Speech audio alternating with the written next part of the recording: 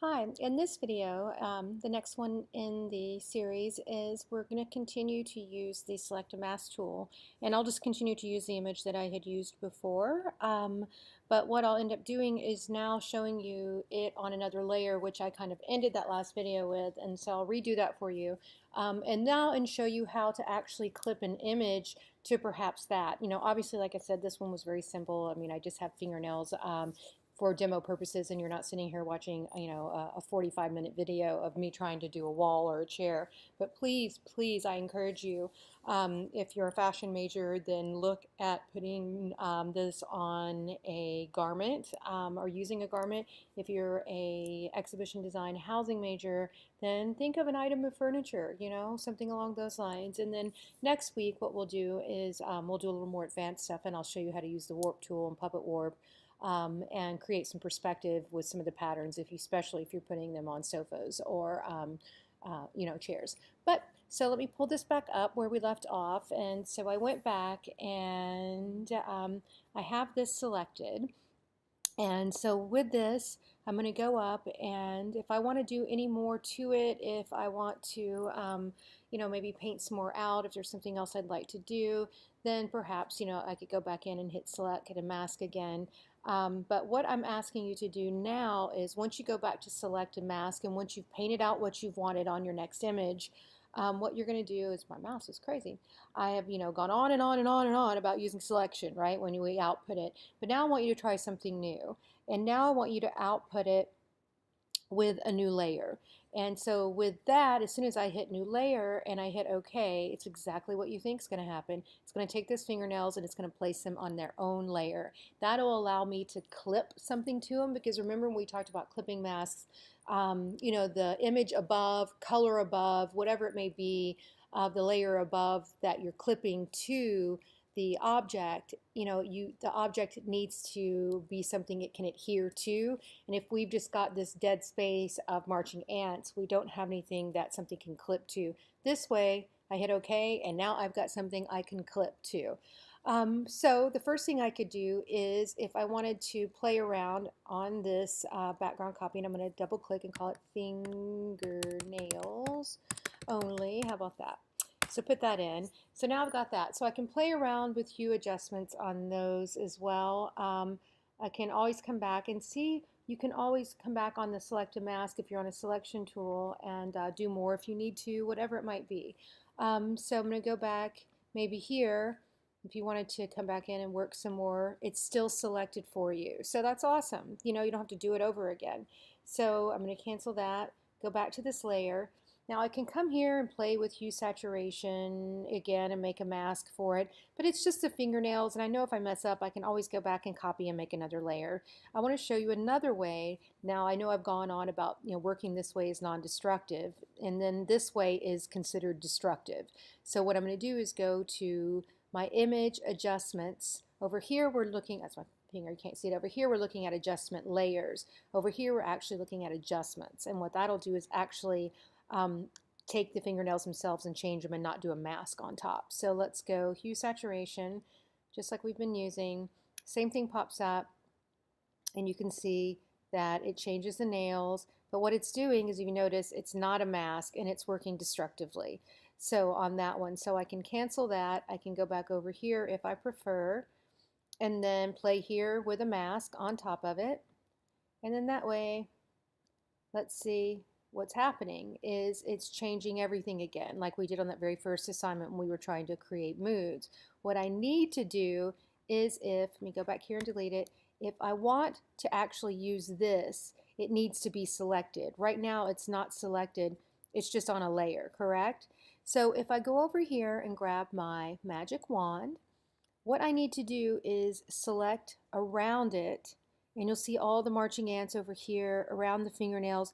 Well, what I've just told the computer to do is select that dead space, but I don't want to use that dead space. I want to actually use the fingernails. So once you do that, all you do is go to select and inverse, and now take a look. Just the fingernails are selected. And then you're thinking, let me deselect that. Well, Sonine, why can't I just click on the fingernail? Because you're not always going to get the perfect, see what happens here? But when I'm doing, it's because it uses contrast. So let me deselect, Command D. But if I click the blank space around it, I know it's going to select everything I need.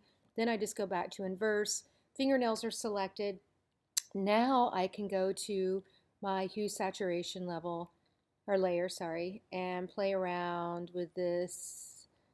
Let me go up here again, maybe something a little bluer.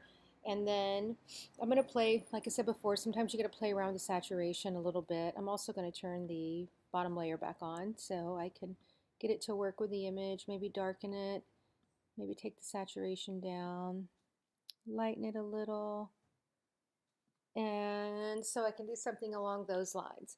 And if I'm okay with that, then what I can do is just do this. And now what's going to happen is I'm going to have this layer on top of it. And what I can do are a couple of things. I can bring in the image. I'm going to come here, and I've just chosen this image.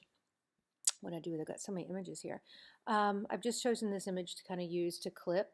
It's very large, so it comes in, remember, like this. So hold the shift key and bring it down, and you can go in the corner and rotate it. And let's say I wanted to clip these images to the fingernails. Well, you notice, like, let's hit OK, or return, sorry. So you notice here, let me go back to Move Tool, there's that blue that's coming through right on this layer because it's underneath my hue and my adjustment layer.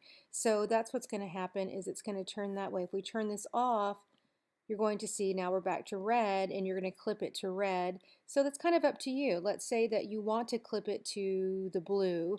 Then what we need to do is, and you want to use the blue, then what I would do is at this point, now if I know I want to use this one on all 3 nails, before I get started, I'm just going to go ahead and duplicate the layer 2 more times. That way I don't have to resize it every time I bring that image in. So I'm going to hit Command J and Command J, and you'll see over here what that did is it gave me 2 more layers to work with. I'm going to turn those off for now. They're on top of each other. That's why you can't see them. So if I go over here, you'll be able to see them. See? So I'm going to turn that off and go back here and work with my original one, and that's right here. So I get it the way I want it, adjust it some more. Let's say I want to move it, rotate it. Remember, Command T will allow you to transform it. Now I can move it, maybe do something like this, and then I hit OK. Then all we have to do, you know how to do this now. So we're here, and fingernails only, hold the Alt key, and then when you see the box and arrow, clip. Now what I'm going to do is go to my blending mode and hit multiply, and it blends it in, and it's made it very dark. So what I'm going to do now is try screen mode, and what that's done is it's made it very light. And you can see part of that image over here has clipped on to this part of the fingernail because it was part of the image, and it just ended up clipping to that. So let's go back, Command Z, Command Z, Command Z, and this is what I'm talking about right here. So it's going to clip to that nail over here. So what I might want to do on this one is I'm going to go back, and here's a new way to use this rectangle marquee tool, or even let's go to the lasso. I'm going to get this off of that fingernail. I'm going to select it, hit delete. Oh, perfect. I'm glad that happened. So if you're ever trying to do something to an image and this happens, when we bring an image in from outside or place it in bed, whatever it might be, you notice that it has this box. It's brought in as a smart object, and it's somewhat protected so that it won't let you do anything pretty much except for, using the transform tool. But if I want to go in and manipulate it, delete it, do something like that, it's not going to let me until I rasterize the layer. And then that way, once I rasterize it, it allows me to manipulate the pixels that make the image. So with a mouse, right click on your layer, or on my Mac, I'm going to hit Control, and this comes up, and the option rasterize layer.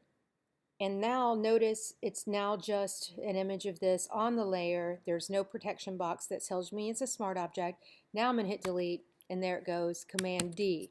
And then what happens if you're hitting the Control key, you're hitting the options, you're not getting the option to rasterize for some reason?